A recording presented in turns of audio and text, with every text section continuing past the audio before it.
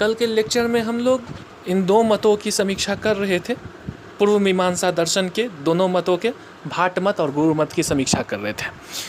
तो हम लोग देखे थे अन्विता विधानवाद, अभिहितान्वयवाद, दोनों विधियों से इन्होंने दोनों गुरु शिष्यों ने एक स्टेटमेंट का अलग अलग अर्थ लगाने की कोशिश किया, और एक में कोई अर्थ ही नहीं निकल रहा था, सेल्फ कॉन्ट्राडिक्टरी, और दूसरा में अर्थ निकल रहा था। तो अर्थ जब भी होता है तो अखंड होता है। इसमें ये निकलता है कि अर्थ जब भी है तो वो एक पूरा का पूरा एक सिंटैक्टिक कॉम्प्लेक्स, एक वोल का पूरा संपूर्णता में एक अर्थ निकलेगा। ऐसा नहीं है कि खंड खंड में अर्थ को फिर तोड़ा जा सके। तो उसकी अंतिम इकाई ऐसा, अब एक दृष्टिकोण हुआ कि अर्थों को जोड़कर फिर उससे इसको इंटर रिलेट करके फिर एक बड़ा अर्थ निकाले, और एक दृष्टिकोण हुआ कि नहीं, अर्थ अपने आप में जो simplest unit of meaning, unit of language, तो जो अल्टीमेट यूनिट, जो स्मॉलेस्ट यूनिट ऑफ लैंग्वेज है, वो स्मॉलेस्ट यूनिट ऑफ मीनिंग के टर्म में चले आइए, हर्मेन्यूटिक्स में चले आइए। लैंग्वेज में तो चले आए थे हम लोग, तो देखे थे हम लोग वर्णवाद, पदवाद और वाक्यवाद देखे थे। अब यहाँ हम लोग मीनिंग्स के टर्म्स में इसको देखेंगे, अर्थ के संदर्भ में देखेंगे कि शब्दों की भाषा एक हुई और अर्थों की भाषा, द लैंग्वेज ऑफ वर्ड्स, वो पहले देख चुके हैं।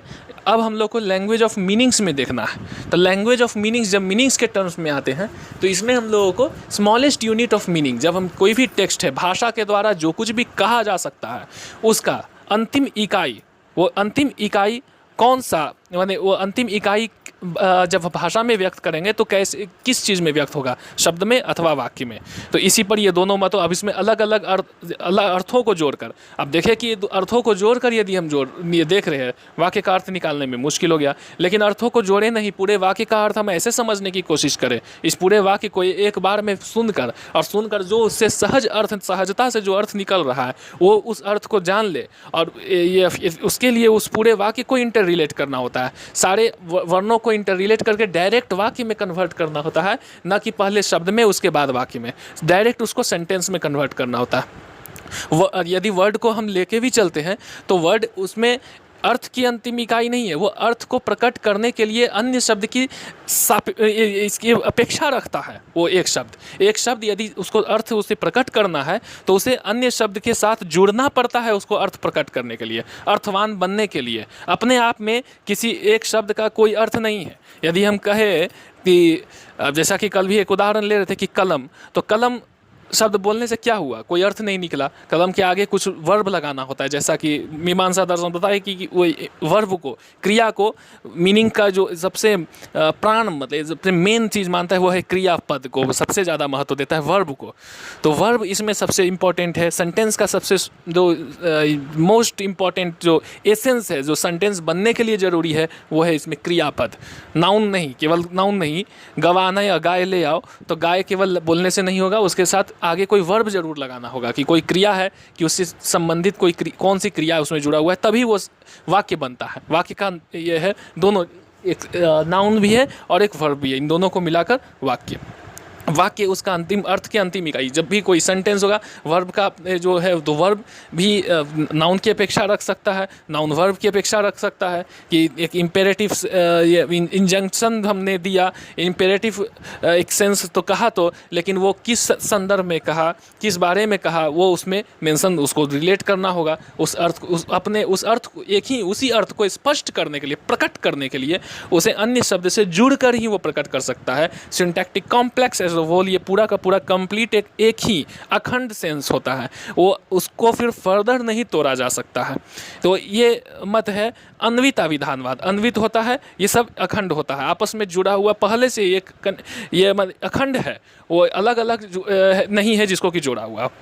अब एक टेक्स्ट का हम अर्थ लेते हैं, तो अब यही तो सवाल आता है साइंस ऑफ इंटरप्रिटेशंस पर, कि किसी भी टेक्स्ट का जो फाइनल इम्पोर्ट है, मीनिंग है, फाइनल अंतिम जो मीनिंग है, वो क्या है। अब कोई भी टेक्स्ट है तो देखते हैं कि पूरे हिस्ट्री ही भरा हुआ है कि एक एक टेक्स्ट का मल्टीपल मीनिंग्स निकलते हैं, मल्टीपल इंटरप्रिटेशंस उससे जनरेट होते हैं, उससे मल्टीपल उससे पर्सपेक्टिव्स उससे निकल जाते हैं, वेज ऑफ इंटरप्रिटेशंस कि how you interpret the text. अब उस टेक्स्ट का, उस शब्द का ये अर्थ लगाए, उस पद का वो अर्थ लगाए, इसका वो अर्थ लगाए, अलग अलग अर्थ लगाए, अब उससे फिर उसका अर्थ ही, सेंस ही चेंज हो जाने लगता है। बहुत सारा ऐसा ऐसा उदाहरण है। तो अब इसमें हम सही अर्थ तक कैसे पहुंचेंगे? जो सही अर्थ है, मूल अर्थ, वक्ता का मूल वो जो अर्थ है वो प्रधान है, या श्रोता का जो है, श्रोता जो सुनता है वो प्रधान? श्रोता का प्रधान तो हो नहीं सकता, वक्ता का प्रधान। मूल अर्थ तो वक्ता जान रहा है कि वो क्या कहना चाह रहा है, वो क्या कहना चाह रहा है वक्ता को पता है।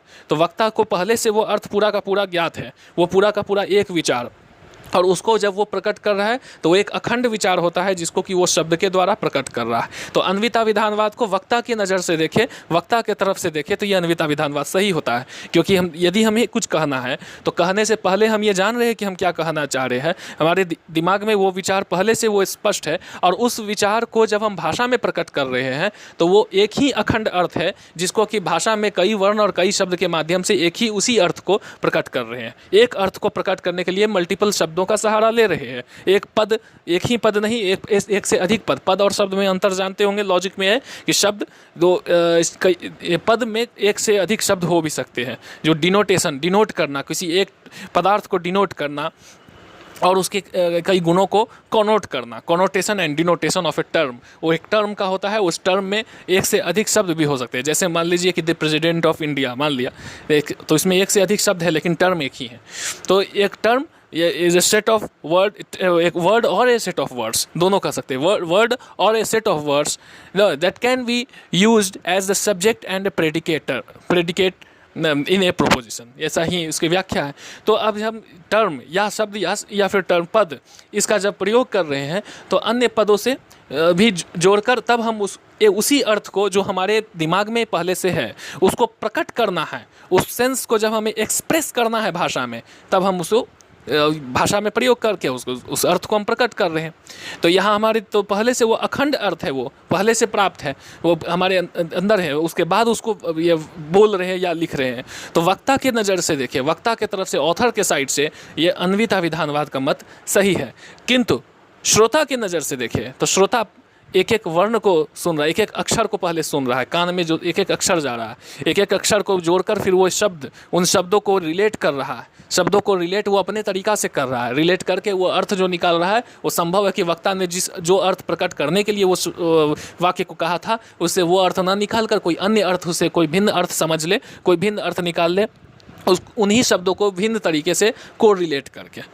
तो श्रोता के तरफ से अभिहितान्वयवाद सही हो जा रहा है। अलग अलग शब्द का अलग अलग, और जो डिक्शनरी मीनिंग है उसका प्रमाण में दिया जाता है कि डिक्शनरी में जो शब्दकोश है उसमें हर शब्द का अलग अलग ही मीनिंग होता है। उसमें ये ज़रूरी थोड़ी है कि हर वाक्य का मीनिंग थोड़ी देता है, तो ये शब्द का मीनिंग देता है। तो शब्द का अर्थ, तो शब्द एक तरह से वो इसको कह सकते हैं टोटोलॉजिकल स्टेटमेंट, या इसको एनालिटिकल, जैसे बताया गया कि जितने एनालिटिकल प्रोपोजिशन से टोटोलॉजी, उसी सेंस में आ जाएगा कि उस शब्द को रिप्लेस कर दे रहा है। एक शब्द को उस शब्द ऐसे नहीं समझे तो कोई अन्य शब्द में से समझाया गया, जिस शब्द से आप पहले से परिचित होंगे, कोई अन्य शब्द से तो परिचित होंगे। अब मान लीजिए कि ये कलम का ही उदाहरण ले रहे थे, कलम को यदि आप कलम शब्द नहीं समझ रहे तो पेन शब्द समझते होंगे। कोई अन्य शब्द जिससे आप परिचित है, उस शब्द को केवल सब्स्टिट्यूट कर दिया कि दूसरे कौन सा अर्थ को प्रकट किया। अर्थ को जब भी होता है तो वो क्रियापरक होता है। मीमांसा दर्शन के अनुसार अर्थ, सेंस जब भी निकलेगा तो वो क्रियापरक होगा कि आप कहना क्या चाहते हैं, करवाना क्या चाहते हैं, बोलने का ध्येय क्या है, या लिखने का, बोलने का, उस वाक्य को कहने का उसका उद्देश्य, या उसे क्रियात्मक पक्ष पर कौन सा प्रभाव देना चाह रहे हैं। एक टर्म का जो डिनोटेशन है, वो डिनोटेशन या उसको संकेत को अर्थ में, या उसका जो ये संकेत है, सिंबल किसी चीज़ का, किसी बात को कह रहे तो उसका संकेत, उसको डिनोटेशन को उसको मीनिंग में नहीं काउंट कर सकते हैं। मीनिंग जब भी होगा तो उससे उस मीनिंग के इसको कहेंगे कि उससे इम्पेरेटिव सेंस क्या है। इम्पेरेटिव सेंस, ये जब भी कोई वाक्य बोला जाता है तो सुनने वाले के लिए एक इम्पेरेटिव सेंस इनहेरेंट रहता है, भले वो प्रकट रूप से रहे अथवा अप्रकट रूप से, इम्प्लिसिट रहे एक्सप्लिसिट रहे, दोनों हो सकता है। डायरेक्ट भी कह सकता है कि हम क्या क्रियात्मक पक्ष पे कौन सा प्रभाव देना चाह रहे हैं, और कभी कभी इनडायरेक्ट वे में अधिक प्रभावशाली ढंग से कहा जा सकता है कि जो सुनने वाला है उसके क्रियात्मक पक्ष पर अपने आप वो प्रभाव पड़ जाए जो हम पढ़वाना चाह रहे हैं, और डायरेक्ट खुलकर बोल नहीं रहे हैं, तो इम्प्लिसिट होता है, इनहेरेंट सेंस, तो वो क्रियात्मक पक्ष पर प्रभाव डालने के लिए होता है। इसलिए क्रियापद का जरूरत है, इसमें वर्ब का जरूरत है, वर्ब उसमें अनिवार्य। वर्ब जब भी जुड़ेगा तो किसी नाउन से जुड़कर रहेगा, तो उससे जोड़ने के बाद वो ये सेंटेंस बनता है। इस तो यहाँ पर तो अन्विता विधानवाद सही हो जा रहा है ये दोनों मतों को। तो इसमें अभी ये तो सच्चाई हो गया कि वक्ता के तरफ से देखें तो अन्विता विधानवाद, श्रोता के तरफ से देखें तो अभिहितान्वयवाद। श्रोता के तरफ से देखें कि जितने भी जो टाइम के डायमेंशन में जो ध्वनि की श्रृंखला जा रही है कान में, या फिर जो पढ़ रहे हैं तो स्पेस के डायमेंशन में जो लिखा हुआ ये जो लिखित जो ये लेटर्स हैं, तो उसमें एक एक लेटर को या तो देखे पढ़े, या फिर उस एक एक लेटर को जो सुने, एक एक वर्ण जो अक्षर को सुने, और सुनकर और जब अंत में ये सारे अक्षरों को जुड़ जाने के बाद, कनेक्टेड हो जाने के बाद, तब उससे कौन सा अर्थ उससे प्रकट हो रहा है, कौन सा अर्थ आप रिलेट कर रहे, तो उसके लिए तो आप रिलेट करते हैं। अक्षरों को शब्द से जोड़कर रिलेट कर रहे हैं, और शब्दों को फिर वाक्य से जोड़कर तब रिलेट कर रहे हैं। जब स्मॉलेस्ट यूनिट पर आएंगे तो स्मॉलेस्ट यूनिट में संभव है कि एक एक अक्षर, एक एक वर्ण जो है, उस अकेला उस वर्ण का वहाँ पर कोई अर्थ निकल रहा हो। कहीं मान लिया कि कहीं एक लेटर का ही एक कोई विशेष अर्थ निकल रहा हो जो उस वाक्य से न जुड़ने दे। यहाँ दिक्कत यही हो जा रहा है कि शब्द और वाक्य इस तरह से कनेक्टेड हो जा रहे हैं एक ही फ्लो में, तो उसमें क्या होगा कि वो, या फिर नहीं भी कनेक्ट इस तरह से हो, तो उसमें क्या होगा कि उन शब्दों के अलग अलग जो डिनोटेशन है उसको हम किस तरह से इंटर रिलेट कर देंगे। तो इंटर रिलेट करने के लिए अब जब हम डिपेंडेंट बना देंगे कि वाक्य का अर्थ सेकेंडरी है और वर्ड का जो शब्द का अर्थ है वो प्राइमरी है, तो ये डिपेंडेंट जब बना दिए, वर्ड के अर्थ पे वाक्य का अर्थ को डिपेंडेंट बना दे रहे हैं, तो वर्ड का अलग अलग जितने अर्थ हैं, तो ये जो अलग अलग अर्थ है उसको इंटर रिलेट करना, अब वो हम कैसे इंटर रिलेट कर रहे हैं कि किस शब्द का एक शब्द को दूसरे शब्द से हम किस तरह से वेज ऑफ इंटर रिलेशन।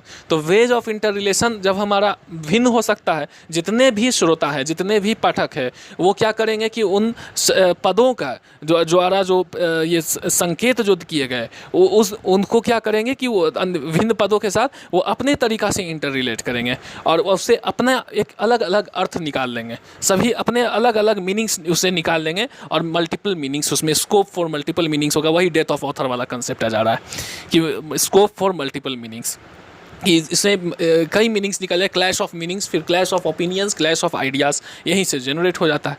अब हमें क्या करना है इसमें कि सही मीनिंग कैसे, ओरिजिनल जो ऑथर का जो ये है सेंस है वहाँ तक हम पहुँचे कैसे, तो उसमें उस पूरे टेक्स्ट का अंतिम रूप से एक इम्पेरेटिव सेंस, इनहेरेंट सेंस पक्का उसमें प्रकट होगा।